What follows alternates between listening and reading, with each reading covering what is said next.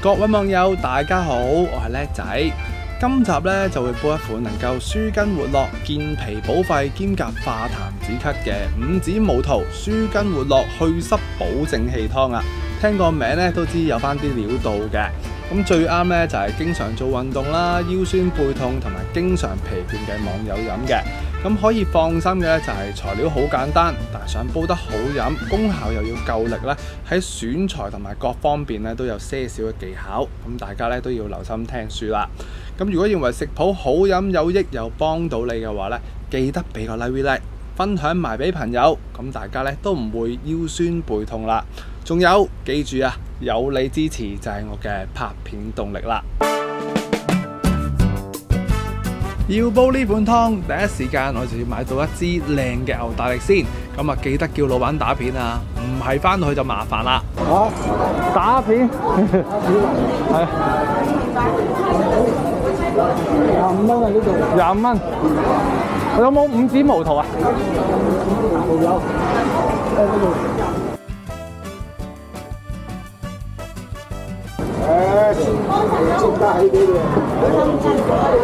唔該。有咩靚仔？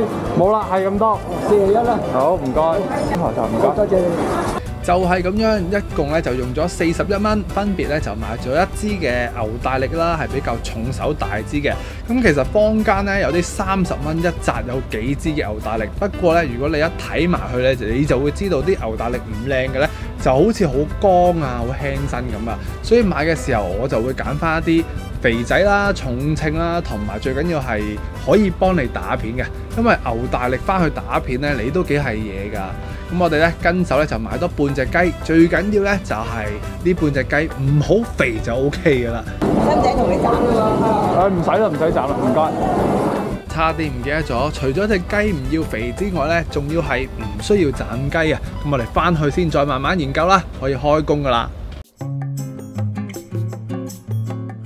又翻到嚟叻仔廚房啦，咁呢一集咧就係剛才買嘅新鮮五子毛桃啦。咁點樣睇佢新唔新鮮、靚唔靚仔咧？其實一睇落去佢唔係散收收嘅，完整度極高，即係粗嘅有粗啦，幼根有幼根嘅，同埋聞落去咧都會有一陣芳香嘅椰汁味咧。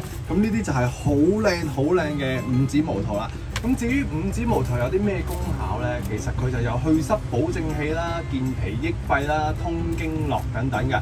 咁個性味又非常之咁好啦，性味咧就係甘平，所以咧就一般人咧都啱食用嘅。咁我第一時間要處理咗佢先，點樣處理咧都有啲嘅技巧嘅。咁新鮮嘅五子毛桃，第一件事我哋將佢拆開咗佢先，咁你就會見到個完整性好高噶啦。個唔好處就係會比較難清洗。嗱，我哋未去過水之前咧，可以拆開嚟望一望。但係你整得好靚嘅，紮得你要你紮啊，嗰度都唔知幾多錢啦。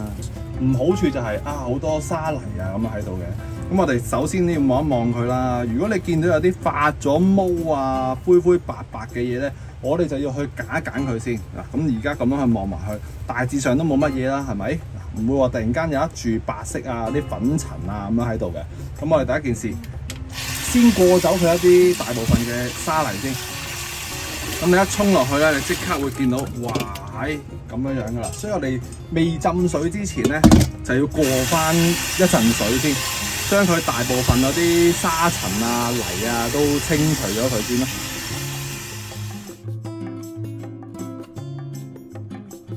大致上過到佢清晒之後咧，我哋就要浸佢啦。咁浸佢嘅時候咧，你有兩個方法，一係咧你就揾鉸剪，逐支咁剪佢。但係由於呢一啲咁嘅五子毛桃咧都比較結實，係好難去斬得斷嘅，所以我自己咧就會用最懶嘅方法係點樣咧？直接就由得佢揾個大啲嘅器皿又好，揾個星盤落去浸又好咁樣咯。咁浸嘅時間咧就大概係15分鐘啦，至到30分鐘就 OK 啦。咁啊浸得太耐又未必係好嘅，咁我哋就先去浸洗乾淨佢先啦。浸完五子毛桃咧，我哋就介紹下今集嘅其他配料啦。分別咧就係呢度大概有1手嘅枸杞子啊。咁佢好處嚟做咩咧？補肝明目養顏咁，但係咧又係食少量就 OK 啦。又係有些少嘅輕微毒性嘅，唔可以食太多。咁啊，一手到啦。咁啊，之後呢度有啲南北杏啦，咁啊一早咧已經浸好咗，加強一啲嘅潤肺啊、止咳平喘嘅功效咧，就一般咧都會加翻一手到，又係宜少不宜多，少少 OK 吊下味啦。咁呢度有個理氣化痰嘅陳皮，如果你嗰啲唔係咁靚啲陳皮，就好似我咁刮走啲皮落，連埋啲水一齊落啦。除非你有啲係好靚嘅陳皮，當然就唔使刮皮就咁用啦。咁呢幾粒又係啲乜嘢嚟咧？咁其實咧，呢幾粒就係一啲嘅無花果嚟嘅，咁可能你用開嗰啲都係啲靚嘅無花果，所以一般咧我哋都會用糖心嘅無花果，例如係美國啊咁樣有啲，咁呢啲咧係平價嘅無花果，好處係咩咧？煲出嚟就唔會有一陣酸酸地嘅味道，因為佢個製法問題咧，佢係會偏向甜些少嘅，同埋亦都會平啲。咁我今次呢款糖咧唔想佢有啲嘅酸味，所以就用呢一款嘅無花果乾。咁佢好處係咩咧？潤腸通便啊咁樣樣咯。OK， 嗱咁我哋4款嘢又準備好啦。跟住出場嘅就係呢一個牛大力啦。咁牛大力咧，其實有啲時候你會見到佢好平，有啲時候咧就會好似我咁，可能20零蚊一支咁。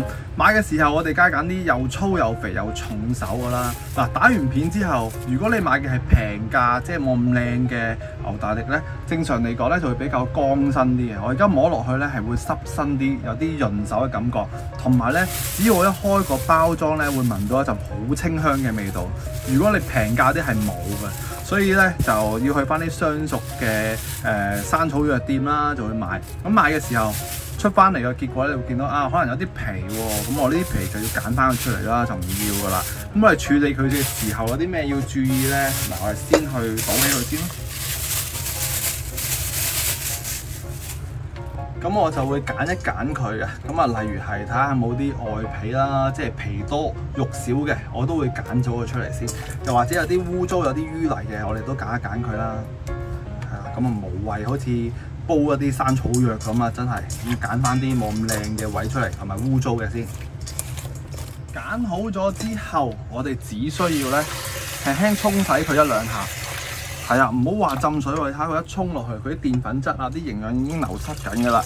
咁牛大力咧就唔需要話浸水嘅，咁我只會咧係輕輕沖水一兩次，咁就 OK 㗎，隔水備用就得㗎啦。咁至於牛大力有啲咩功效咧？一般就要嚟強筋活絡啊，治療呢個腰肌勞損啊、風濕關節炎啊、肺虛咳嗽得㗎。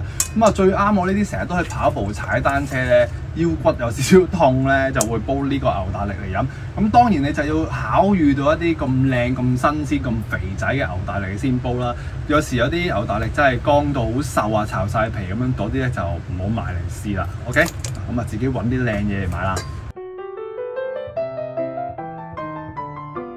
牛大力都準備埋，最後我哋先處理埋呢半隻雞啦。咁其實如果你想飲素湯嘅，你咪加翻啲荔蘿蔔啊、蓮藕啊嗰啲落去咧，都一樣得㗎。但係我自己咧，有時成日都煲豬，呢次咪煲隻雞咯。咁唔斬雞有啲咩好處咧？我覺得最好咧就係洗雞唔使咁攣氣啊。咁我哋就又係咁樣去揾翻啲鹽啊，散一散佢啲皮啊，炆下毛咁就 OK。同埋咧，半隻雞容易啲去睇翻啲心肝脾肺腎啊，嗰啲污糟嘢都容易啲洗，所以我自己咧就會中意用半隻雞唔斬件咁去煲湯啦。嗱，咁啊洗乾淨晒佢，我哋又可以將佢出水啊。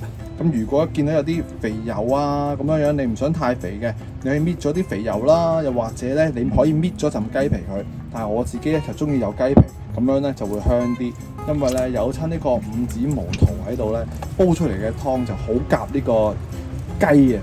點解咧？個味道就好似原汁雞湯、原汁雞煲咁樣樣啦。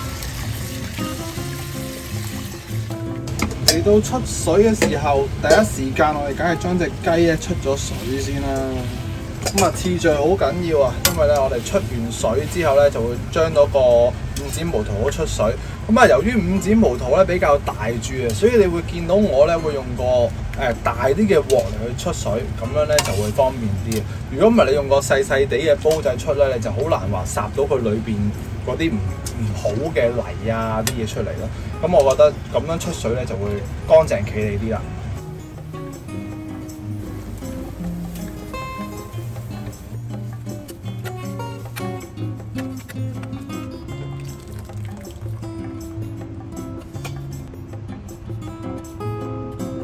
出完水就係時候煲得咯喎。嗱，咁我哋咧最好就揾翻啲沙煲啊、瓦煲嚟煲啦，因為呢啲有啲中藥嘅性質喺度啦。但係我唔想搞咁多嘢，就用翻個大些少嘅煲啦。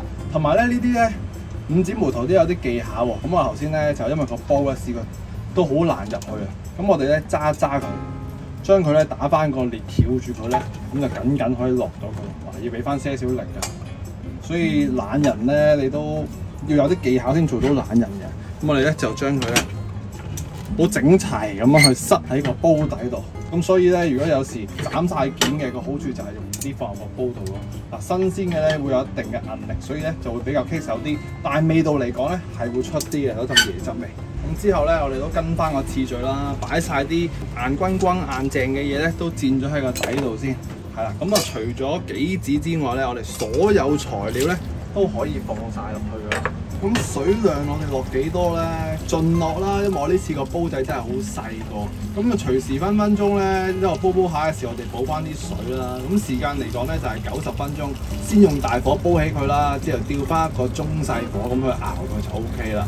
全程90分鐘中細火，中途有啲乜嘢少水嘅時候，我哋就補翻些少水落去，盡量攞到煲湯咧就似翻一煲湯唔會乾水咁就 OK 啦。咁啊又係臨尾多15分鐘左右咧，我哋先至落埋啲杞子啊，同埋俾埋啲鹽落去。咁呢一款舒筋活絡、健脾補肺雞湯咧，就大功告成㗎啦。咁如果你都中意今集嘅牛大力五指毛肚雞湯嘅話咧，就記得俾個叻仔支持下我哋香港嘅運命病創作啦。下一集我哋繼續一齊煮一齊嘆，下條片再見，拜拜。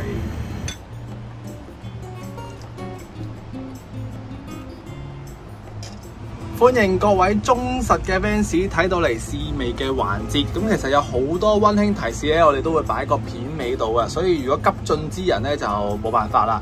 咁啊睇完啲戲肉就走啦。咁其實呢一款湯咧，你見我都幾夾硬嚟咁塞咗呢啲五指毛肚落去嘅，但係你煲咗咁耐咧，我頭先盡量去攞啦，攞啲水攞到去粒的上些少嘅。